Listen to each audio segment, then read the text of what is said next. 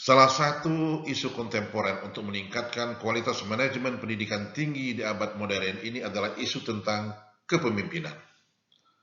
Karena pemimpinlah yang akan menggerakkan, mengoptimalisasikan seluruh sumber daya perguruan tinggi agar bekerja dan berfungsi secara optimal. Untuk membahas persoalan ini, ada sebuah artikel yang terbit pada Contemporary Issues and Education Research pada second quarter 2014 yang ditulis oleh Joseph Meren dan Dan Kanif dari National University Amerika Serikat. Mereka berdua memberi judul artikel ini What is an Innovative Educational Leader? Melalui artikel ini, Meren dan Kanif mengidentifikasi sejumlah sifat dan skill yang harus dimiliki oleh seorang pemimpin agar menjadi pemimpin yang inovatif, membawa organisasi menjadi organisasi yang inovatif. Meren dan Kanif merangkum sejumlah skill dan sifat yang mesti dimiliki oleh seorang pemimpin agar menjadi pemimpin yang inovatif ke dalam sebuah akronim HELPS. HELPSS.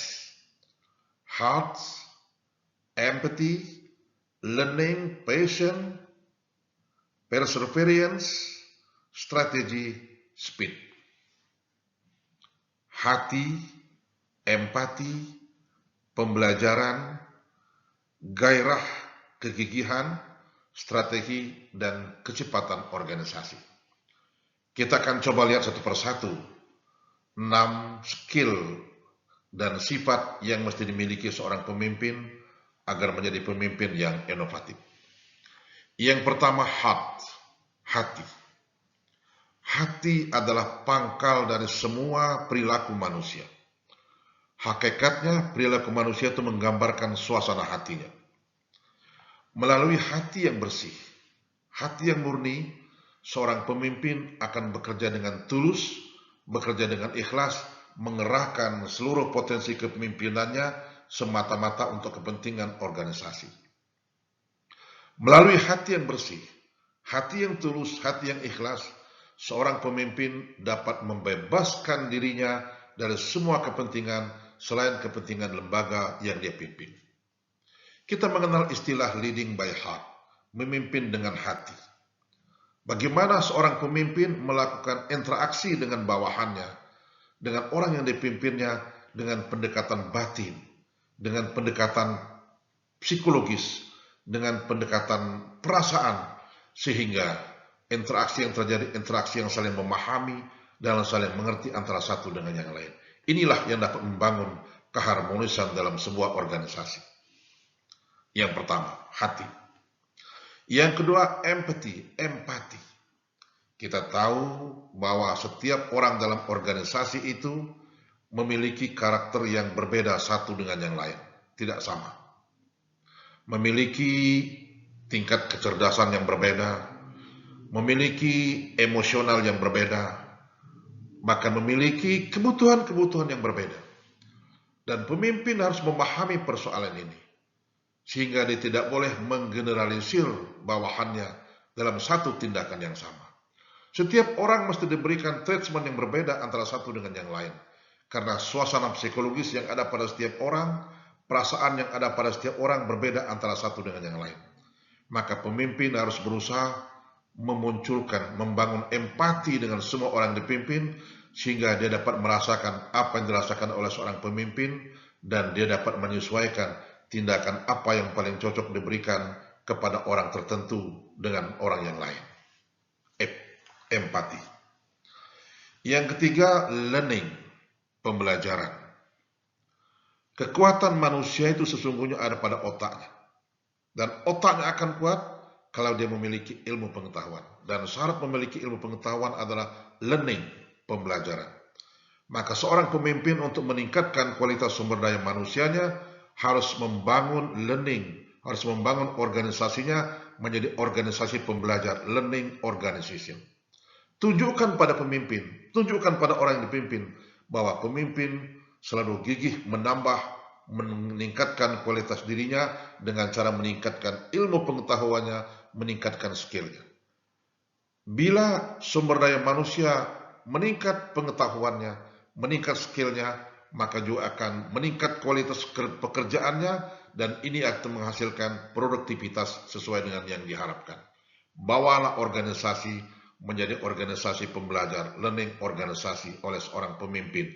Itu akan menjadikan organisasinya organisasi yang inovatif. Yang keempat, passion, bergairah. Perseverance, gigih. Pemimpin tidak boleh lemah. Pemimpin harus menunjukkan pada semua anggota organisasinya bahwa dia kuat. Dia tidak lemah. Dia gigih mencapai tujuan organisasi dan dia kuat dalam menghadapi setiap tantangan hambatan organisasi. Ini akan membangun kegairahan, akan membangun rasa percaya diri pada semua orang yang dia pimpin. Maka pemimpin harus menunjukkan bahwa dia bersungguh-sungguh, dia melakukan sesuatu yang tepat, melakukan apa saja yang terbaik untuk kepentingan organisasinya. Passion, bergairah, perseverance, gigih dalam mencapai satu tujuan. Pemimpin harus kuat, harus menunjukkan semangat yang tinggi di tengah-tengah orang yang dia pimpin. Yang kelima, strategi. Kita tahu, perkembangan itu sifatnya dinamik. Apa yang ada hari ini besok sudah berubah. Di satu sisi, organisasi memiliki keterbatasan sumber daya. Disinilah diperlukan strategi yang tepat untuk membangun organisasi. Ada prioritas, ada alternatif pilihan untuk memecahkan setiap persoalan dalam rangka mencapai tujuan organisasi. Maka ketepatan strategi dalam memimpin, dalam memberdayakan semua sumber daya yang ada pada organisasi menjadi syarat mutlak agar organisasi bisa berjalan secara efektif dan efisien. Kemudian yang keenam, speed, kecepatan. Kecepatan organisasi untuk mewujudkan tujuannya, untuk mengejar ketertinggalannya, menjadi ukuran berhasil atau tidak, gagal atau sukses sebuah organisasi. Tidak ada gunanya sesuatu yang kita capai kalau itu sudah kadaluarsa. Tidak ada gunanya sesuatu yang kita capai kalau itu sudah ketinggalan zaman. Karena itu speed menjadi ukuran organisasi ini sukses atau tidak. Organisasi harus mengejar ketertinggalan. Organisasi harus menyesuaikan dengan perkembangan peradaban sehingga dia tidak ketinggalan zaman. Maka speed menjadi bagian yang sangat penting yang harus dimiliki oleh seorang pemimpin agar organisasinya menjadi organisasi yang modern, organisasi yang dinamik, tidak ketinggalan dari peradaban, ilmu pengetahuan teknologi dan peradaban manusia pada umumnya.